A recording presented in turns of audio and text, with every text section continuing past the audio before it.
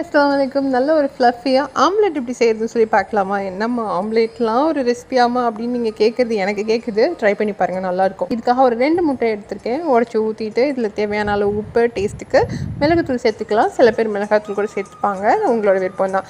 இப்போ தான் மெயினான விஷயம், ஹேண்ட் பிளெண்டராவது விஸ்காவது வச்சு இந்த மாதிரி நல்லா பீட் பண்ணிக்கணும். எந்த அளவுக்குனா இந்த மாதிரி கலர் சேஞ்ச் ஆகிற அளவுக்கு நம்ம பீட் பண்ணிக்கணும். அளவுக்கு பீட் பண்ண எக்கில் நமக்கு விருப்பமான வெஜிடபிள்ஸ்லாம் கட் பண்ணி சேர்த்துக்கலாம். நான் இன்றைக்கி வந்து கேப்சிகம், டொமேட்டோ, அதுக்கப்புறம் ஆனியன், கொஞ்சமாக க்ரீன் சில்லி மட்டும் நான் கட் பண்ணி சேர்த்துக்கிறேன். சேர்த்து லைட்டாக மிக்ஸ் பண்ணி கொடுக்கணும், நம்ம கேக்லாம் மிக்ஸ் பண்ணுற மாதிரி. இப்போ இந்த ஆம்லெட்டை நம்ம ஃப்ரை பண்ணி எடுக்கிறதுக்காக ஸ்டவ் ஆன் பண்ணி பேன் வச்சுட்டு நான் பேனில் தண்ணி இருக்கும்போதே எண்ணெயை விட்டுட்டேன். என்ன ஆச்சுன்னா இந்த மாதிரி ஃபுல்லாக தெறிக்க ஆரம்பிச்சிருச்சு. நீங்கள் பண்ணும்போது கொஞ்சம் கேர்ஃபுல்லாக பண்ணுங்கள்.